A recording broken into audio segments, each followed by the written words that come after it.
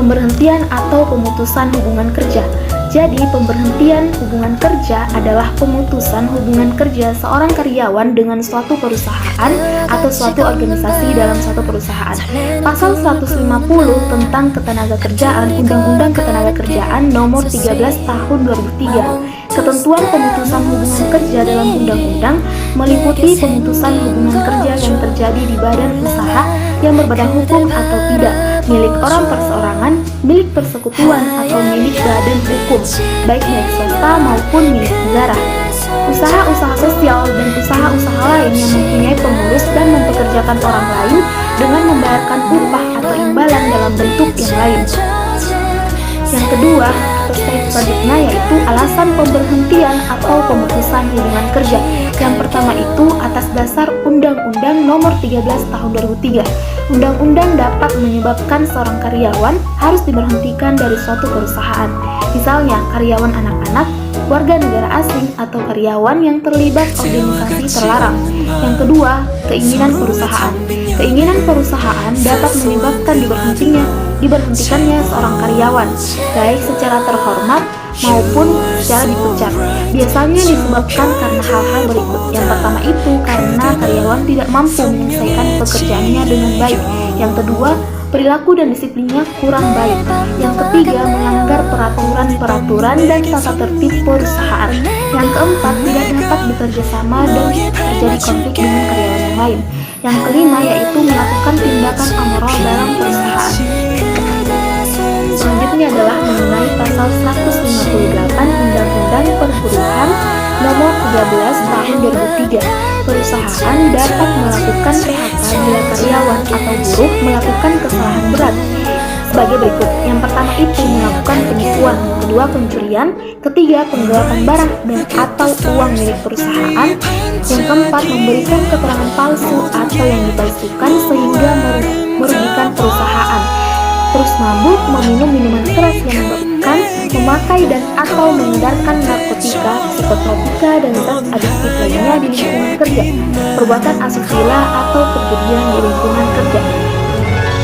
Kemudian yang keempat karena keinginan karyawan pindah ke tempat lain untuk mengurus orang tua, kesehatan yang kurang baik, untuk melanjutkan pendidikan, ingin berwirausaha. Pasal 162 ayat 1, pekerja atau buruh yang mengundurkan diri atas kemauan sendiri memperoleh uang penggantian hak sesuai ketentuan pasal 156 ayat 4 antara lain cuti yang belum diambil atau belum gugur, biaya atau ongkos pulang karyawan atau keluarganya ke tempat di mana dia diterima bekerja, dan penggantian perumahan dan pengobatan atau perawatan minimal 15% dari pesangon. Selanjutnya adalah alasan-alasan pemberhentian. Yang pertama itu dikarenakan pensiun. Pensiun merupakan pemberhentian karyawan atas keinginan perusahaan, undang-undang, ataupun keinginan karyawan sendiri.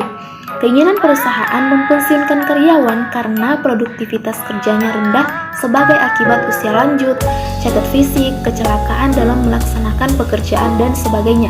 Undang-undang mempensiunkan karyawan karena telah mencapai batas usia dan masa kerja tertentu, misalnya usia 55 tahun dan minimum masa kerja 15 tahun, karyawan yang pensiun akan memperoleh uang pensiun. Kemudian yang kedua karena kontrak kerja. Berakhirnya kontrak kerja karyawan akan dilepas atau diberhentikan apabila kontrak kerjanya berakhir. Pemberhentian berdasarkan berakhirnya kontrak kerja tidak menimbulkan konsekuensi karena telah diatur terlebih dahulu dalam perjanjian saat mereka diterima. Kemudian yang ketiga adalah kesehatan karyawan. Kesehatan karyawan dapat menjadi alasan pemberhentian karyawan. Inisiatif pemberhentian bisa berdasarkan keinginan perusahaan ataupun keinginan karyawan. Meninggal dunia. Yang keempat adalah meninggal dunia. Karyawan yang meninggal dunia secara otomatis putus hubungan kerjanya dengan perusahaan. Perusahaan memberikan pesangon atau uang pensiun bagi keluarganya sesuai peraturan yang telah ada.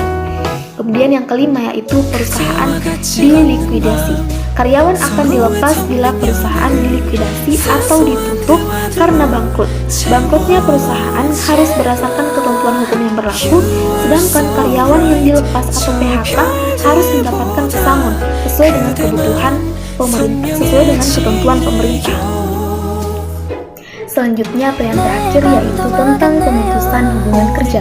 PHK adalah suatu kondisi tidak bekerjanya lagi karyawan tersebut pada perusahaan karena hubungan antara karyawan dan perusahaan terputus atau tidak diperpanjang lagi.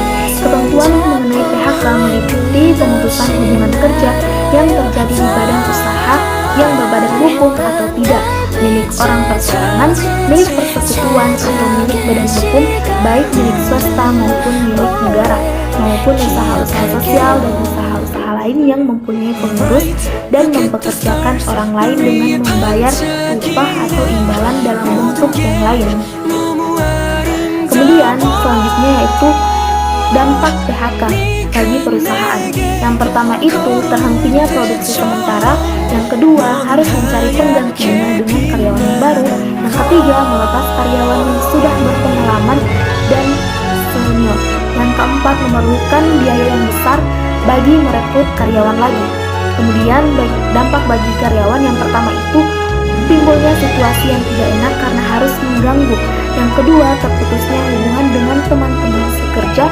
Yang ketiga, berkurangnya rasa harga diri. Yang keempat, hilangnya penghasilan yang diterima untuk membiayai keluarga. Yang kelima, harus bersusah payah mencari pekerjaan yang baru.